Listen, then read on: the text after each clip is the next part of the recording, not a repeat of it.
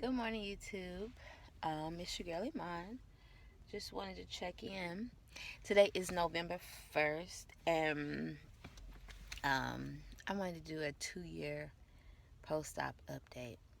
So, I had VSG on November 3rd, 2014, and my highest weight was 284. Um, at the start of VSG, at the start of pre-op, I was 265. On the date of surgery, I was 255, something like that. And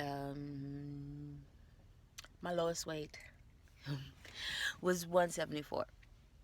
So I lost 110 pounds. Um, but I am expecting number three. This is my second pregnancy post-op.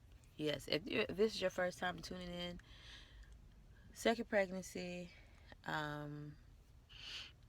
in 2 years. Wasn't planned, but I'm very excited and grateful. So glad I had the VSG surgery um, because I truly believe that if it wasn't for VSG, probably um, I probably would have never had any more children. My son was I don't want to say a fluke. I don't want it to sound like that, but I never talked about any fertility issues that I had. So maybe I guess that's where this video will go for any women out there experiencing fertility issues, and you and or your doctor believes that it's weight related. It's highly possible. It's not entirely it's not 100% accurate to tell a woman that she's not conceiving because she's overweight, because I did conceive my son at like 250, 260 pounds. And there are lots of women who have no problem conceiving overweight. But a lot of women do. I don't know. It's genetics, I guess.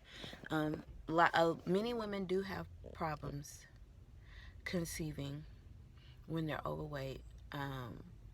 My problem was what we discovered, and we only went through the initial round of testing. I hadn't gotten on any fertility treatments or anything like that. My doctor did not. At this point, we just hadn't made it that far.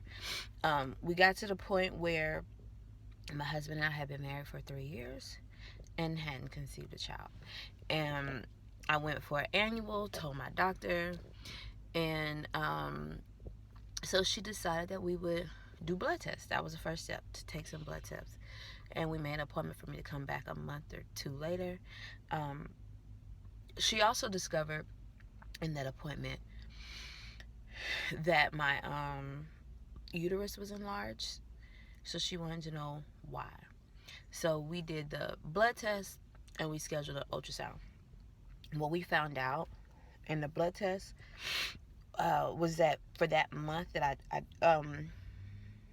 didn't ovulate, and she also had me track my cycle. So I guess it was like a 3-month gap, because she had me track my cycles for 3 months, I think it was. We did the blood test, we scheduled the ultrasound.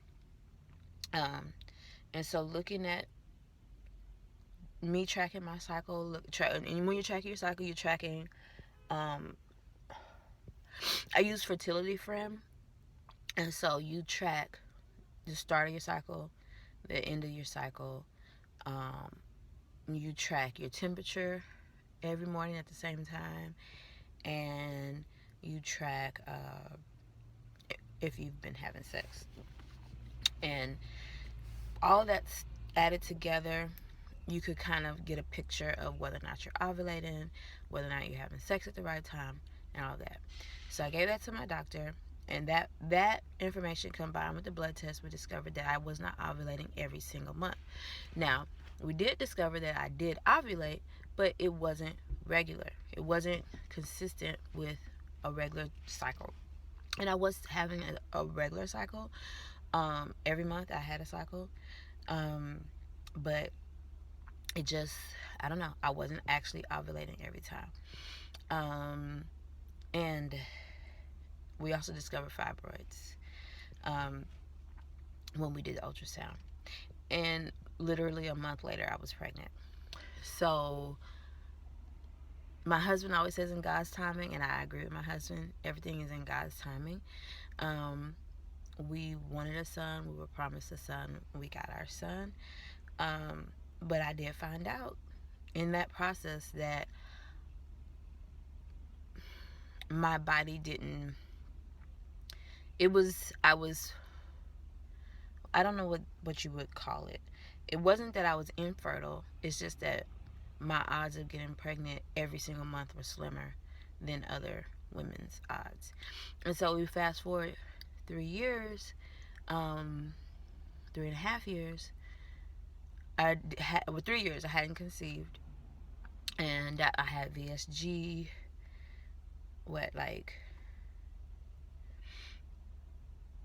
My son was born in 2011. I had VSG in 2014. So 3.5 years. Is that 3.5? 3.5 years after I had my son, I had VSG, and 3 months after VSG, I was down like 70 pounds from my highest weight, and I got pregnant. And it wasn't planned, and I didn't think anything of it. It happened in 3 years. So when I had my daughter, the doctor asked me if I wanted to get on birth control, and I said no, because each time I've conceived a child, it's taken roughly 3 years. So I'm still thinking that I don't ovulate regularly, and that I didn't want to be on any contraceptives, because I didn't want it to be 3 years before we had another child. I knew I wanted another child, and I knew I didn't want,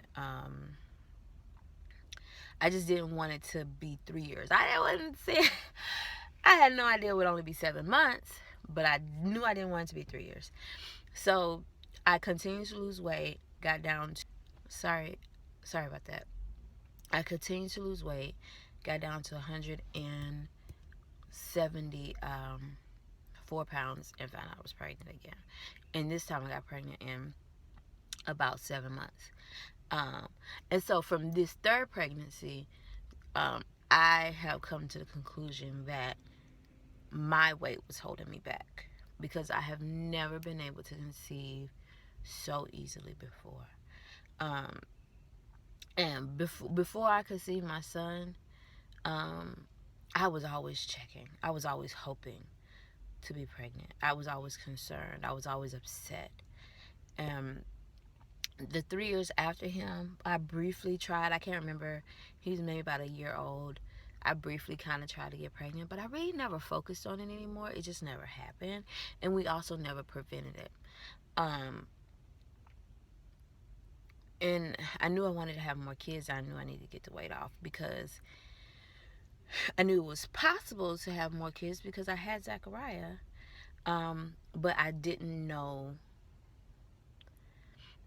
I knew I needed to lose weight and get healthier, and maybe that would help. And so I put me first and what I wanted: vanity and more children. I had no idea I would get pregnant so fast, but those were some things that were on my list. I wanted to be healthier. Don't get me wrong. I wanted to look nice, but I also wanted another kid, and I didn't want to get fatter. Because I did. I gained my highest weight went from, before I had my son, my highest weight was 250, 260. I purposefully let myself gain weight because I was trying to make sure that I qualified for VSG, because I was going to have VSG before, or I was going to have this I was gonna have the lap band, and so I purposefully allowed myself to gain a little bit, because I wanted to make sure that I was gonna qualify for the surgery. But aside from that extra weight that I gained on purpose, my highest weight was like 250. Um, and then after having my baby, I got to 284. Um, and so I didn't want to get even bigger. If I did get pregnant, which I knew it was entirely possible, but my chances, the larger I was, for me, my chances were lower. So, for those of you out there struggling with weight, infertility, and your doctor hasn't given you, you don't have a full picture of what your exact problem is, and you're considering surgery, but you're not sure, you know, this is my story. I don't know if VSG will work for you. I don't know if weight loss will work for you. Whether you do it naturally, VSG, I don't want to say naturally, but whether you do it with only using diet and exercise, whether you decide to use a tool such as VSG, lap band, or gastric bypass, or whether you decide to use a system such as Nutrisystem or Weight Watchers, it's entirely possible that losing weight will work for you. I don't know, but this is my story. Losing weight worked for me. And so if there's anybody out there who is trying to make a decision as it relates to fertility issues, this is my story. Thanks for watching.